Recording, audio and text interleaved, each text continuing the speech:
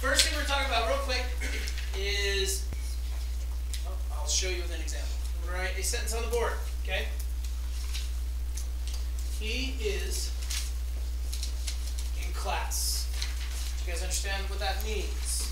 Okay. If I were to say this in Spanish, what would I say?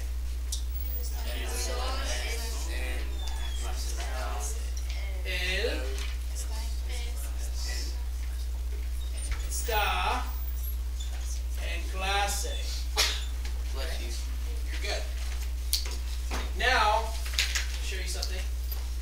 I'm going to write something else in English. Okay, it's magic. Are you ready? Can you handle it? Is he in class? Okay, what was that little trick I just did? Basically took this sentence, he is in class, Just switch it. and I created what? Question. A question. How did I do that? By flipping the subject And the verb. I flip the subject and the verb, and all of a sudden, my statement becomes a question.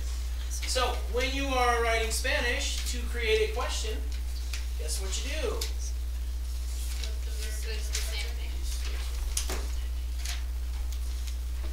I switch the pronoun, the subject, and the verb, and all of a sudden now we have a question. Está en clase. That's forming questions right here. We have formed a question. Now, usually, if I were to say, is he in class? What kind of answer would you give me? Yes. Yes or no. So usually when you're forming yes or no questions, what you'll do is you just take the sentence but switch the pronoun and the subject. I mean the subject and the pronoun. The subject and the verb. Alright? Now, if you want more of an open-ended question, you are going to use what's called an interrogative. Okay? Does anybody know what an interrogative is? Have you ever heard of the word interrogate? Yes. Okay? So, in 5 years from now, Devin's going to be sitting in a little room and a cop's going to come in and interrogate him. What's he going to be doing? Asking questions. Okay? So an interrogative is a question word. Is there questions? Nope. Alright. Now there are a few of them that we have in the book here. So we're going to go over. Now, you've already learned donde, which means what? Where. And you've learned cuánto. Remember cuántos años tienes? What does that mean? ¿Cuántos? How much or how many? Okay, there's some other ones here we're going to be talking about. And some of them you are familiar with and others might be new.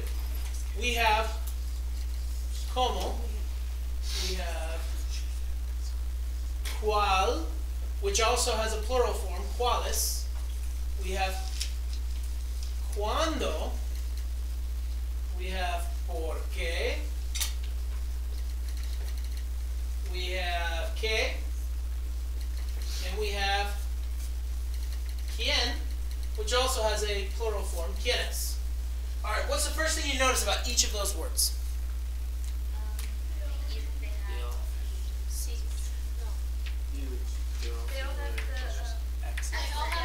Every single one of them has an accent mark. Okay? That is a distinguishing characteristic of an interrogative or of a question word. Because these words can also be used not as questions, in which case they wouldn't have one. So that's how you can tell. Now let's take a look at what they mean real quick. We have the word como. What does como mean?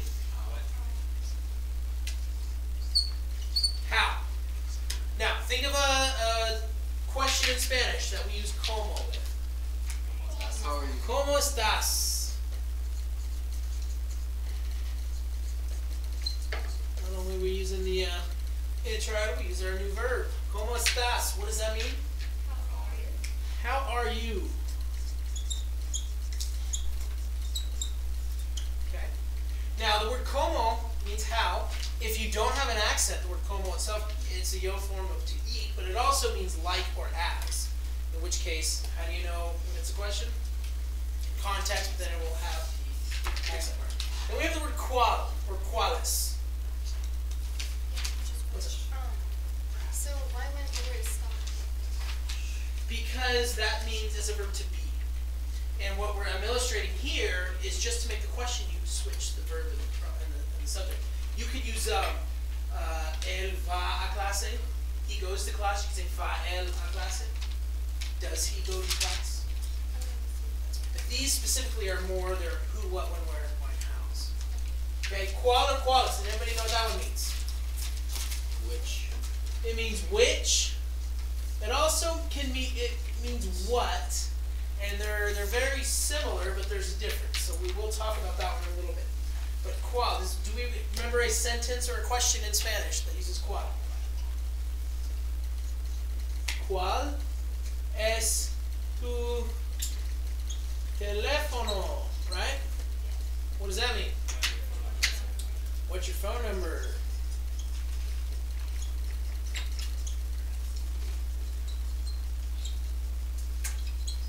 All right. We're good there. Now we have cuando. You don't know what that one means.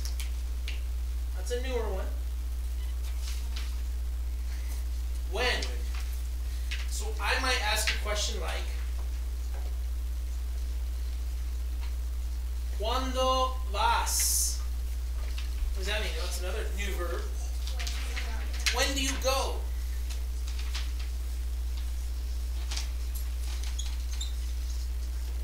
Good. Now we have por qué. Why? Why? Okay. We use that. I don't want to just use por qué. You don't do that. ¿Por qué no haces la tarea? What does that mean? Why did you do? Why don't you do your homework? Question. Okay, we have K. What does K mean? What? What? Let's think. What's a question? ¿Qué es esto? What is this? That's what that means.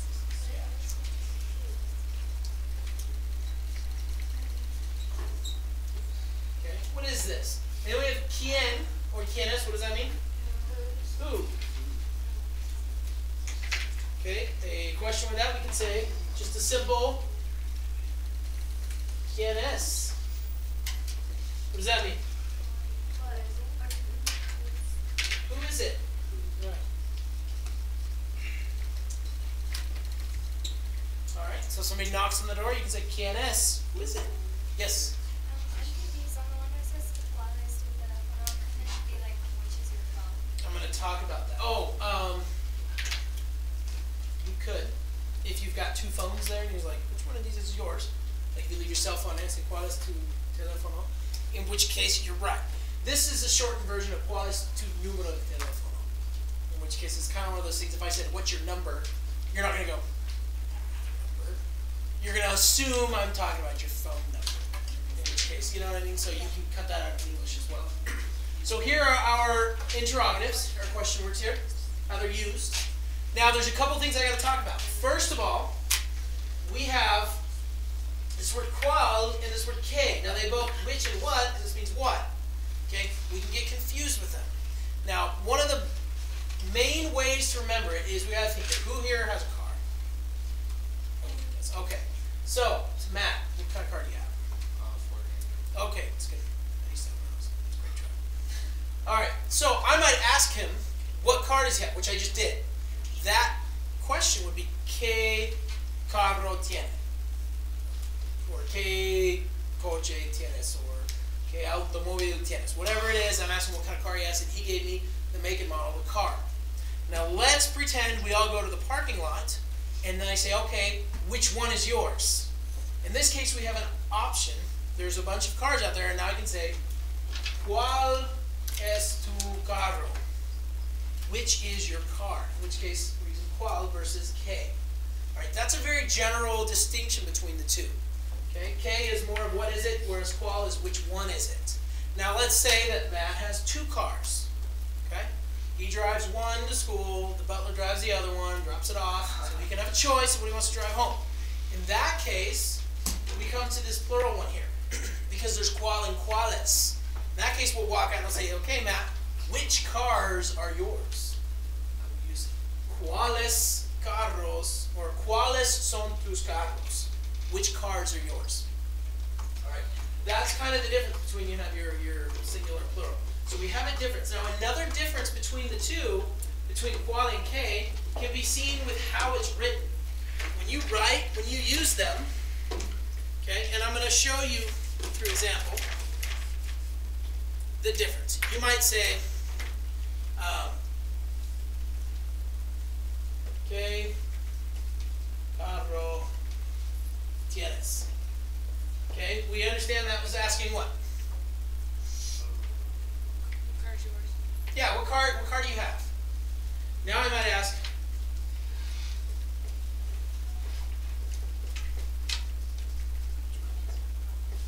¿cuál es tu carro? Now notice, both of these sentences have a verb in them. Okay, where are the verbs located in the two sentences? Okay, right here. The verb's at the end. Here, it's right here, right after the word. When you use que, most of the time, you're going to have the noun. If the noun is following, the noun can directly follow the word que. Whereas when you use cuál, technically the noun cannot immediately follow. There's another word between it. I can say, ¿cuál es tu carro? ¿Cuál de los carros es tuyo? Okay? They don't usually, you can't really say, ¿cuál carro tienes? You technically could. I could go outside and say that. People know what I'm talking about. But grammatically correct to not put the noun right after the word cuál. Wait, you're talking about, okay, why is it which and what? Because in this case, ¿cuál es tu teléfono? What is your phone number? Why Notice would it's you just say what you're really saying is, if you're using, like you're talking about a phone number, there theoretically is a limited amount of phone numbers. You have a phone book and there's a bunch of numbers in there. You're asking which one is yours. In which case there's an option. And of all the phone numbers possible, which one belongs to you? I don't know, but why is there K for what when you can use what for? If you think of it this way, what and which, okay? Like normally when you use cuál, there's options. You're saying which one is it. Plus has to do with how you say it. ¿Cuál es tu teléfono? Okay, I could say, ¿qué número de teléfono tienes? What phone number do you have? Okay, so again, that goes in what I'm explaining here. If you put the noun right after it, you can use que. If you don't, you can use cuál. It's kind of it's a concept that is pretty difficult to kind of grasp. At this point, our main focus is just knowing which ones it is. I'm actually going to give you a classwork assignment that will practice the difference between K and a lot. And we'll talk about that and then we'll see the practice you're able to get. Also, one last thing with quién and quiénes, again, it has to do with singular plural. Okay? The last example is, let's say we look out the window and we see a guy in a hot dog suit, right? Okay. First thing we're going to ask is what? What is that? Okay. Then we got our guy in a hot dog suit, and then a guy in a taco suit comes up and they start fighting. What are we going to say? Who are they, right? In which case we use quiénes son. Again, singular plural versus quiénes son. Even the verbs, es versus son, singular versus plural. So keep that in mind. Yeah.